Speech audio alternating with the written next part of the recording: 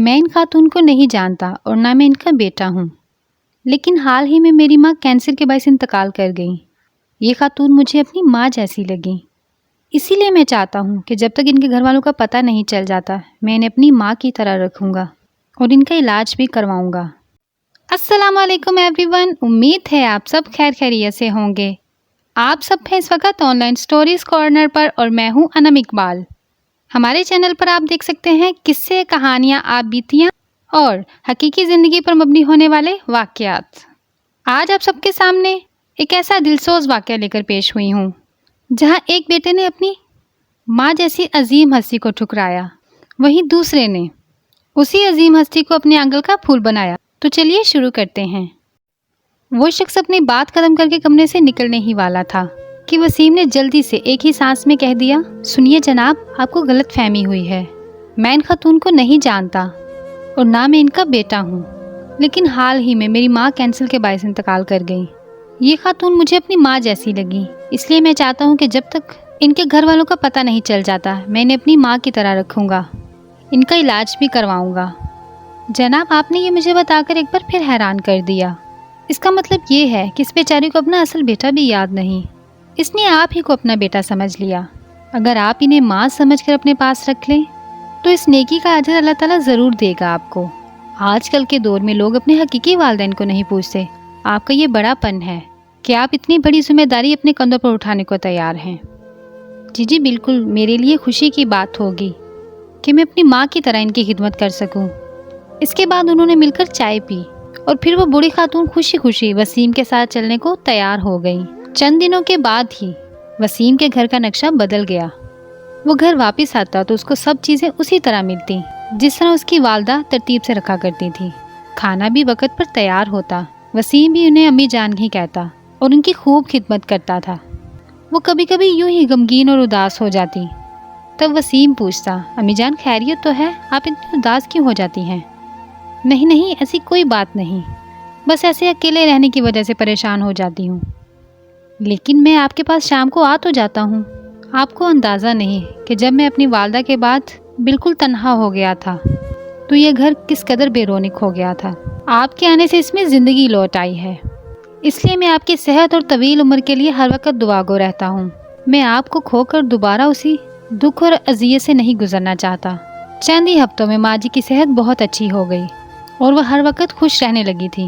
جہاں وسیم کو ان کی صورت میں ماں مل گئی تھی، وہیں ان کو وسیم کی صورت میں فرمانبردار اور دیکھ بھال کرنے والا بیٹا مل گیا تھا، جس کی خدمت گزاری اور خلوص و محبت سے وہ بے حد خوش تھی۔ وسیم نہیں چاہتا تھا کہ اس ماں جی کے گھر والے یہاں تک کبھی پہنچے، اس لیے اس نے کبھی بھی ماں جی سے ان کے ماضی کے حالات نہ کرے دے۔ البتہ وہ ان کی یادداشت کی باقاعدگی سے ایک بہت اچھے معالج سے علاج کروا رہا تھا اور اب وہ کافی حد تک بہتر تھی اور گھر کے تقریباً سبھی کام خوش اسلوبی سے سر انجام دیتی تھی۔ وسیم جس کمپنی میں کام کرتا تھا وہیں ایک لڑکا ارسلان تھا جو وسیم سے قدرے ناخوش تھا۔ کمپنی کے مالک نے جب ارسلان کو وسیم کی سرپرستی میں ملازمت کے لیے بھیجا تو وسیم خوشی خوشی دوسرے ہی دن ارسلان کو اپنے گھر لے گیا۔ وہیں پر اس کی ملاقات وسیم کی اس دوسری ماں سے ہوئی۔ اسے ایک لمحے کے لیے بھی احساس نہ ہوا کہ یہ وسیم کی اصل والدہ نہیں ہے۔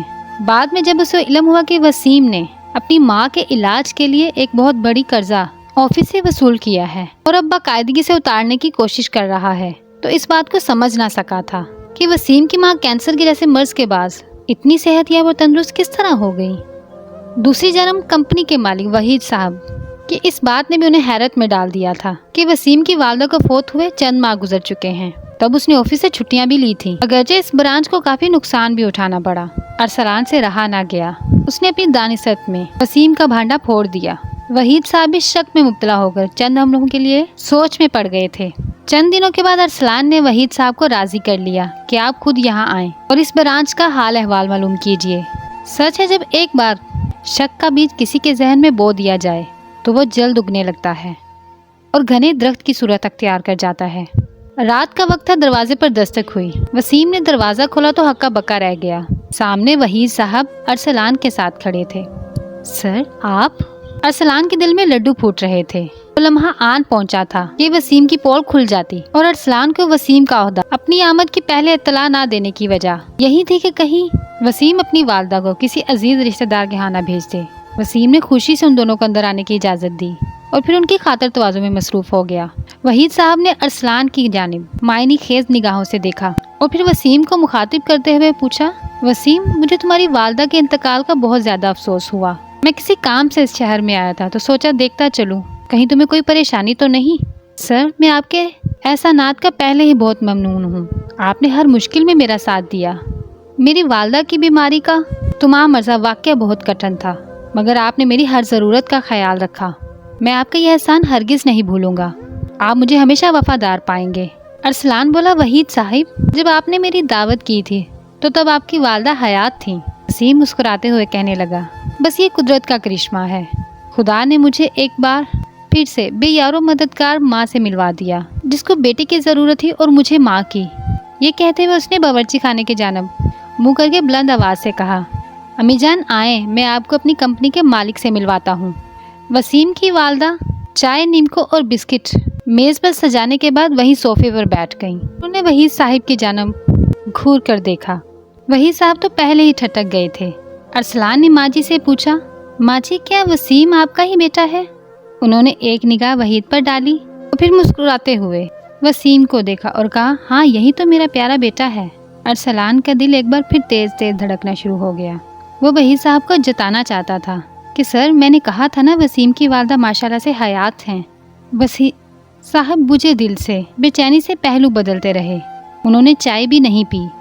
जब वो जाने लगे तो दरवाजे के करीब पहुंचकर माँ जी ने सरगोशी के अंदाज में वहीद साहब से कहा, बेटा, मुझे उम्मीद है कि तू अपनी बीवी के साथ खुश होगा। बहू तो कुछ ज्यादा ही खुश होगी। मैंने तुझे शर्मिंदगी से बचाने के लिए इन दोनों पर हकीकत जाहिर नहीं की। वैसे भी अब मैं कभी भी उस घर में वापस नहीं जाऊंगी जहाँ से मुझे दरबदर कर दिया गया था। मैंने तो सदमे के बायस अपनी याददाश्त भी खो दी थी। बेटे वसीम ने मुझे दोबारा जिंदगी बख्शी। तू अपनी दुनिया में खुश रह। मुझे वो बेटा मिल गया है जिसे मेरी ज़रूरत और जिसके दिल में माँ की कदर थी। वहीद साहब बेबसी से हाथ मलते हुए पूर्णम आंखों के साथ वहाँ से रुखसत हो गए। आज माँ ने अपने बेटे को धुतकार दिया था।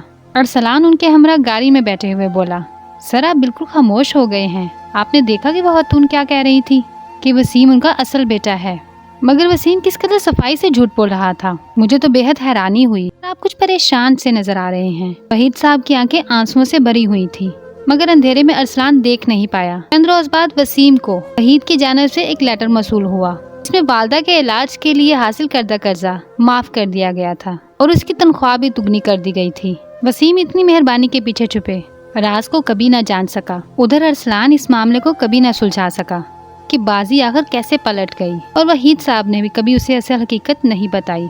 जी तो प्यारे बहन भाइयों, आपने आज के वाक़ये से क्या सबक हासिल किया, मुझे कमेंट बॉक्स में लाजमी बताइएगा। जाते जाते चैनल को सब्सक्राइब कर दीजिएगा और वीडियो को लाइक करना बिल्कुल ना भूलिएगा।